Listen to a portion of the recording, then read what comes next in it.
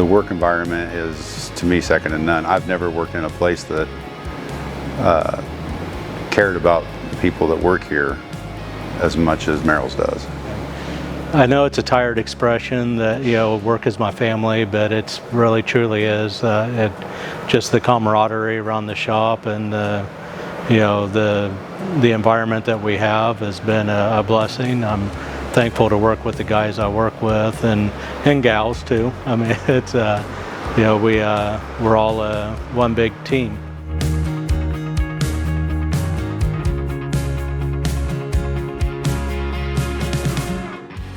So the core values, we would like to think that they're more about how we all should treat each other, but the real purpose of the core values is to help keep each one of us reminded of how we should be running this business. We use Romans 12 as reference verse for the core values, and when you read it in Romans 12, it says not to be transformed by the ways of this world.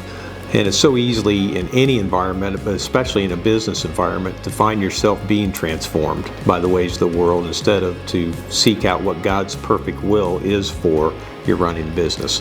So when we roll these core values out, it's as much for each one of us that's in the management team as it is for each one of you that's in the field and helping to carry out each of these different items.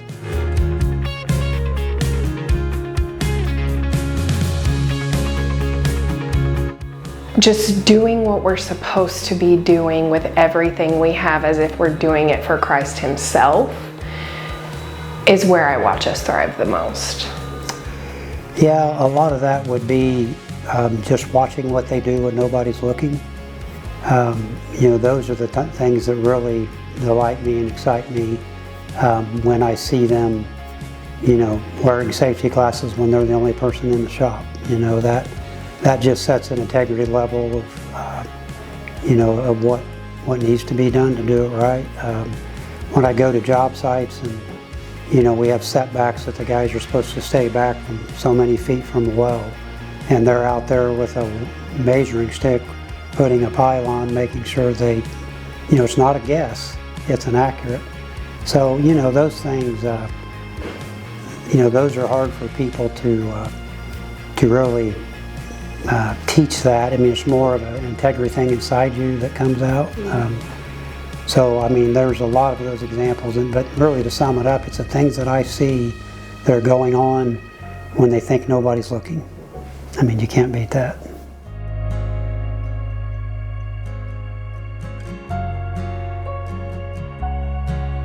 So all of our business that we've got right now has kind of been earned by the intentional customer service. When we go and we work for a customer, we want them to know that they are the most important customer to us.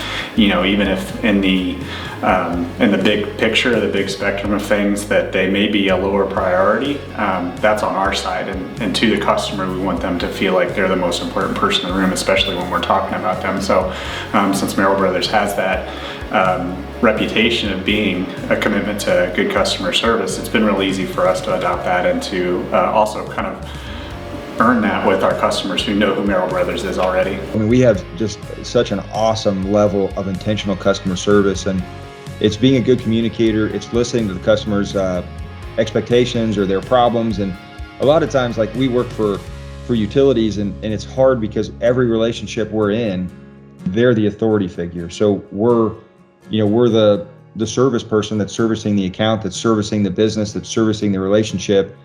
And it's kind of a one-sided relationship. They ask for everything and we provide it. And it doesn't really ever go the other way. The authority, the city, the county, the municipality doesn't ever do what we ask them to do, and they never will. I mean, that's not what we're there for. And that's a hard thing to do. I mean, you've got to swallow your ego a lot. You've got to be very humble.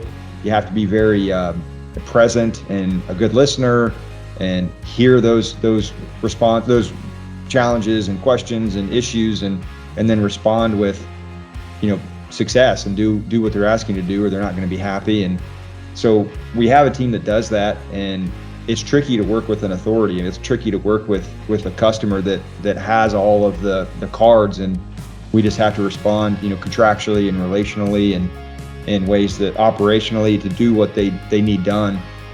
But also that doing that and having that intentional customer service, I remember hearing this old parable that the reward for good work is more work. And so as you do those things for those customers, and as those cities and counties get the response they want you more. And like I mentioned in one of the different topics, I really think a lot of the spice of life and the enjoyment that we get is in solving problems. So as you get to do good work and you're rewarded with more work, it doesn't always necessarily feel fun and it doesn't feel like that's what you want, but it really is that reward of more work and a reputation of being invited back to do the project again and to rebid. It's such a neat thing to be a part of a market like Pasco, where we've been there for a decade, and the utility couldn't imagine working without us. And like they have to put things to bid, they have to do things fairly, they have to advertise them and invite people to bid. But I know they're crossing their fingers and hoping we're the ones that get the project back, and they really want that customer service that they're used to.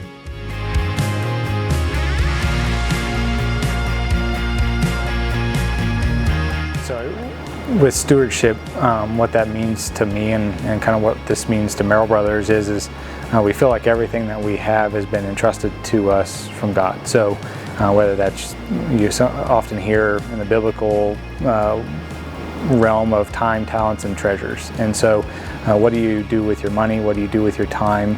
And what is important to you? And so we feel like God has blessed us with those, with each of us with those three things. And so how you use them is stewardship. And so how you spend your time, how you spend your money. Sometimes people talk about, if you could look at your check register or your credit card transactions, and that if you look at those, that really shows you what's important to you, where you're spending your time, where you're spending your money. Same thing with your calendar. It's the same type of thing, is where you'll end up spending your time and your money on the things that are most important to you. And we feel like since God's entrusted things to us, that we want to invest in our team, invest in kingdom work, and that's how we want to spend what He's entrusted to us. It feels more valuable, like your work actually means something, that you're making a difference somewhere. And yeah, with the material, it's not the most pleasant or loveliest, but someone's got to deal with it. It's got to go somewhere. So yeah, definitely. I like being a part of an organization, a company that likes giving back and giving back to their community and all that good stuff. There's no question about it that we have been blessed, and we've been blessed a lot with great people. We've been blessed with great projects, and we've been blessed with financial success. But none of that is because of anything that we do individually. It's because of keeping the focus, keeping the main thing the main thing. And so as we look at that through the mission side of things, I've always heard a term that you can never outgive God. And so sometimes you just have to be bold and be willing to say, I'm going to try. I'm going to try to do more than what God may have asked of me. I'm going to try to give more than God may have asked of me, and then just watch the miracles start to fall in place. Because once you stick yourself out there and say, this makes absolutely no financial sense for me to try to do this, but yet I'm going to do it anyway, and then watch God fill in the blanks. And if we can apply that to our personal life and our family life as well, you'd be amazed at some of the outcomes.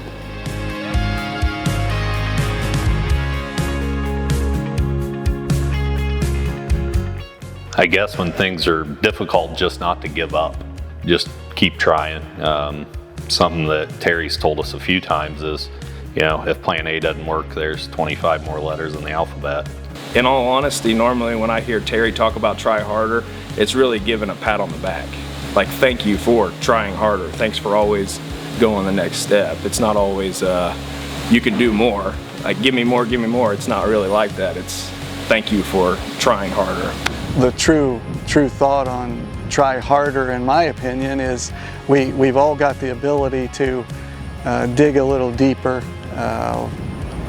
push a little harder, think a little more outside the box. Just once we do this skill of trying harder, and what we accomplish is usually very rewarding, to the point where the next time you hear try harder, it's not so demeaning as much as encouraging to knuckle down and do a little more work and think through it a little better.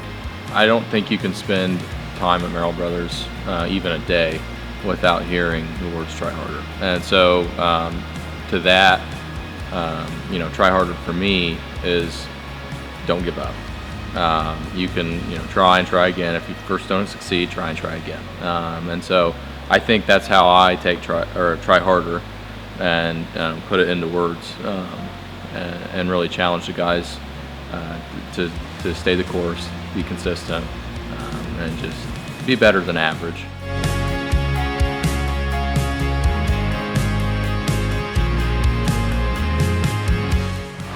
I think Merrill Brothers' reputation is, is so important to us that any business venture that we take on will only happen if we are 100% invested, physically, emotionally, spiritually, in that said activity. So I think that's allowed us, as we've grown, to make sure that if we are going to be trying to achieve a task, start a new division, it's been thought through, and we're thoroughly invested in seeing it succeed to its fullest potential. So. It's kind of like what it says, commitment to excellence. We want, number one, whatever we do to represent what God would want. And, we want that. We just had a call the other day, that's kind of an example. We had got pricing from a subcontractor to perform trucking for us. And we got the job, so they started doing trucking, and then they call us and say, we got to raise the price by 40%. Well, and they asked us the question, and they said, well, what would you do, if you were in our position? Because, fuel prices have gone up. And one of our team members said, I would honor my word, and I would go ahead and do it for that price. And that is the commitment to excellence, because it's not always about money.